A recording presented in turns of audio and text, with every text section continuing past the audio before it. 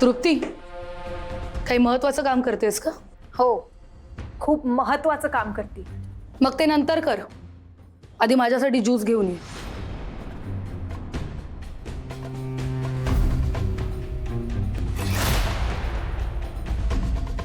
मी तुला कालच सांगितलं ना, मी तुझं पर्सनल काम करणार नाही. जास्त ड्रामा करू नकोस. Just go and gate my juice, okay?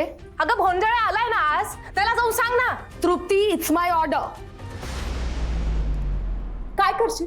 नाही करत तुझं काम. काय करशील काय तू? You are going to regret this. Just wait and watch.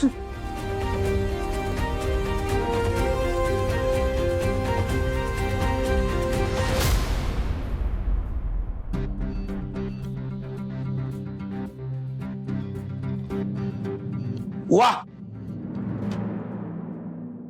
यालाच म्हणतात जिद्द, यालाच म्हणतात जिगर, यालाच म्हणतात. जाऊ दे, आठवलं की सांगेन.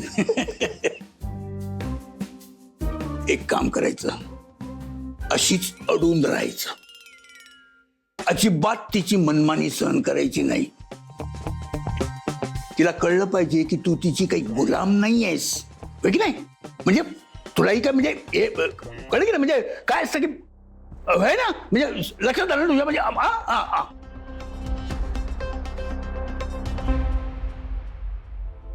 याला म्हणतात परिस्थिती ताब्यात घेणं. अशोकरावांशी मी बोललो आणि लगेच त्यांनी त्यावरती उपाय शोधून काढला. चांगला आहे, त्यानिमित्ताने वेगवेगळी माणसं भेटतील, तिलाही चेंज मिळेल. कसला चेंज आणि कसलं काय? हे एवढं सगळं झाल्यावर असे सणवार साजरे करायचे म्हणजे? अगं तूच तर म्हणत होतीस ना, मुलीचे सगळे सण साजरे झाले पाहिजेत म्हणून. हो, पण तेव्हा मला अनिशने घातलेला हा घोळ माहिती नव्हता. तरी मी तुम्हाला म्हटलं होतं ना, त्या मुलाला व्यवहार कळत नाही. बघितलं, माझंच खरं ठरलं. अगं पण आपल्या मुलांची काळजी फक्त आपल्यालाच आहे का? अशोकरावांना नाहीये का? उलट त्यांना तर जास्त काळजी वाटते, कारण अनिश आणि भैरवी दोघे अडचणीत सापडलेत म्हणून. अगं म्हणूनच त्यांनी ह्या सगळ्यांचा विचार करून तिची मंगळागौर करायचं ठरवलंय ना. आपण सगळ्या आनंदाने तिच्यात सहभागी होऊया ना, तिलाही बरं वाटेल. तुम्हा पुरुषांना ना काही कळतच नाही. आता काय? अहो, ते अशोक भाऊजी कशाला त्या अनिशला पाठीशी घालतायत बरं? ते कुठे त्याला पाठीशी घालतायत? नाही तर काय, हे असे सगळे सणवार करायचे म्हणजे पाठीशी घालणं नाहीये. हे बघ, हे जे सगळं काही ते करतायत ना, ते आपल्या मुलीसाठी करतायत. तिला तिचा आनंद शोधता येत नसेल तर आपण तिला मदत करायला नको का? अगं हे बघ, ह्या निमित्ताने 4 माणसं येतील, तिलाही आनंद वाटेल, मग आपण तिच्यात भाग घ्यायला नको का? अहो पण हे बघ, आपण जर का अगदी मनापासून सगळ्या गोष्टी केल्या ना, तर सगळं चांगलं होतं. म्हणून मी म्हणतो, आपण त्याच्यात आनंदाने सहभाग घ्यायला हवा. ठीक आहे, माझ्या मुलीला जर चांगलं वाटणार असेल ना, तर हे सगळं करायला मी तयार आहे. चांगलं आहे. मग एक काम कर, तू तसं भैरवीला कळव.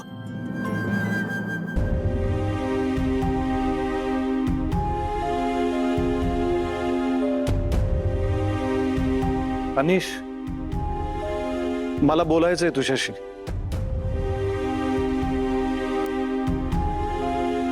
मी काल जे काही वागलो, जे काही बोललोय त्याबद्दल सॉरी. अनिश, तुला आठवतं आपण लहानपणी सायकल रेस करायचो? अशीच एकदा सायकल रेस करता करता आपण दोघंही पडलो होतो. आपल्या दोघांनाही मजबूत लागलं होतं. आपण दोघंही रडत होतो, पण रडता रडता सुद्धा आपण एकमेकांशी खूप भांडत होतो. भांडण्याचा मुद्दा काय तर, तुला जास्त लागलंय का मला जास्त लागलं. अनिश, काल पुन्हा आपलं तसंच भांडण झालं, पण यावेळी तुला जास्त लागलं होतं रे. सॉरी यार. हे असं अचानक रिअलायझेशन कसं काय झालं? नाही म्हणजे सॉरी वगैरे म्हणतोयस म्हणून म्हटलं. मला बाबा बोलले ते पटलं. आपण दोघं एकत्र येऊन त्या हलकट माणसाला शोधूया ना आणि त्याची वाट लावूया. तू फक्त एक काम कर ना. काय? तू मला माफ कर. करशील मला माफ?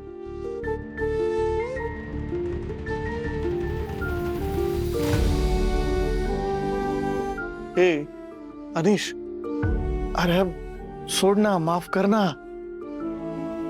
आता काय हात जोडू का? हे बघ, मी खरंच हात जोडतो आणि मनापासून माफी मागतो. मला प्लीज माफ कर ना.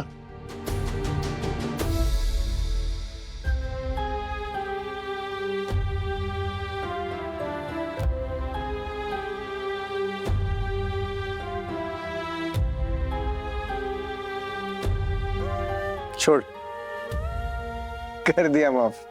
खरं? अरे जान है तू मेरी. हा, thank you thank you thank you so much. चल. अरे आज नको रे, मूड नाही आहे. अरे तिकडे नाही रे, तुझ्या घरी चल. कशाला? तुला जसं सॉरी म्हणालो तसं अशोक काकांना पण सॉरी म्हणायचंय. ते घरी नाही आहेत, ऑफिसला गेलेत. इनफॅक्ट एक शब्दही बोलत नाही मी त्यांच्याशी. माझी हिंमत होत नाहीये रे त्यांच्या समोर उभं राहायची. नजरेला नजर भिडवू शकत नाहीये मी. हे मग नकोच मिळवूच नजर, डायरेक्ट पायावर लोटांगण घाल. अरे वडील असतात ना, ते आपल्याला माफ करतात. अनिश, एकदा जेन्युअनली तुझी बाजू अशोक काकांसमोर आणि भैरवी समोर मांड. आणि मला सांग अनिश, तुझ्या प्रॉब्लेम्स पासून तू अजून किती दिवस पळणार आहेस? कधी ना कधीतरी फेस करावं लागणारच आहे ना. मग कर ना फेस. आय एम शुअर यातनं काहीतरी मार्ग नक्कीच निघेल. आणि डोंट वरी, आता तुझा भाऊ आहे तुझ्या बरोबर.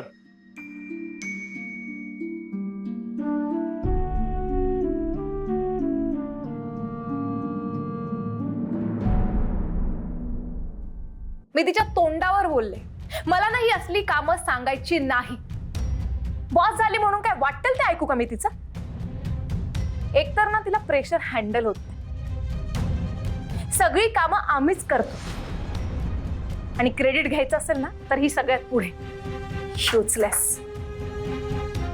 बरं ऐक, मला ना एक सांगायचं होतं तुला.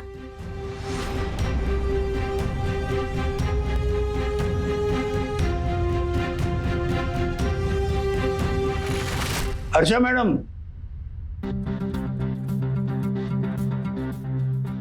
नाही आवडलं, अजिबात नाही आवडलं. तुम्ही एवढं तिला प्रोटेक्ट करता आणि ती अशी वागते तुमच्याशी.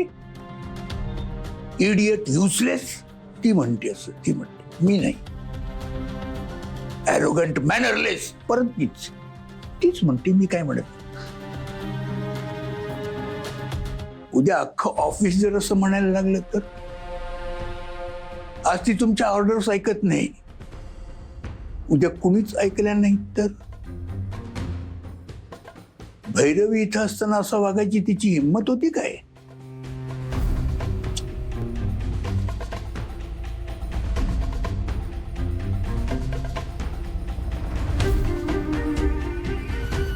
तृप्ती, मगाशी कोणाशी बोलत होतीस? तो माझा पर्सनल सेल आहे. Who the hell are you? I am your senior for God's sake. And don't talk to me like this, huh? I will make your life miserable. Harsha, आरडाओरडा करू नकोस, काम चाललंय इथं. एक मिनिट गायधनी, तुम्ही नाही हं मध्ये बोलायचं. काय ग, माझ्याबद्दल बिचिंग करतेस तू? तू माझी बदनामी करणार आहेस आता? अजून काय बदनामी व्हायची बाकी आहे हर्षा? एव्हरी अल्टरनेट डे ना मैतार सर तुला ग्रिल करत असतात. तू डेडलाईन्स पाळत नाहीस, तू फेक रिपोर्ट्स देतेस आणि तू किती अनप्रोफेशनल आहे ना हे आता हेड ऑफिसला सुद्धा कळलंय. आता तू मला शिकवणार आहेस प्रोफेशनलिझम? अगं काय येत होतं तुला? काय कामं येत होती? मी शिकवली आहेत तुला कामं. सगळीकडे तुला मी रेकमेंड केलं आणि तू माझ्याशी हे बोलतेस. माझ्या मागे मागे करत राहिलीस ना, म्हणून आली आहे तू इथपर्यंत. त्यामुळे माझ्याशी आता असं बोलायचं नाही.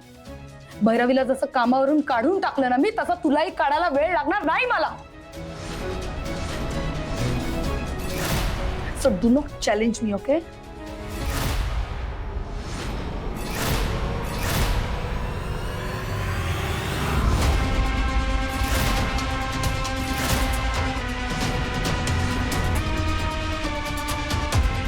काय म्हणालीस? भैरवीला कसं बाजूला केलंस तू? ते नाही ते मी कळलं मला. मला हे ऐकायचंय की तू भैरवीला कसं बाजूला केलंस. गपचूप सांग. का भोंजाळेला विचारू?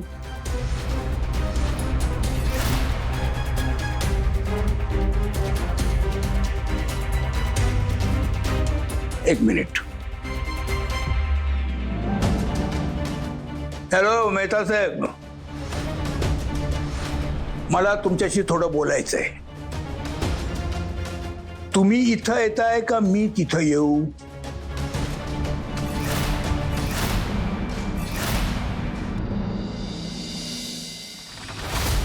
भैरळे सांगा, तो कागद कसला होता, त्याच्यावर सही कशी आली? सांगा सांगा. तो नक्की कसला कागद होता, त्याच्यावर काय लिहिलं होतं मला काय बी माहीत नाही. मला वरूनच ऑर्डर्स आल्या होत्या. कसल्या? मला सांगण्यात आलं भैरव मॅडमचं लक्ष नसेल तेव्हा त्या कागदावर सही घे. तेवढंच मी केलं. मग त्यानंतर मला कळालं की त्या मी घेतलेल्या सहीमुळे भैरव मॅडमवर लाच खाण्याचा आरोप झाला. कुणी दिल्या ऑर्डर्स?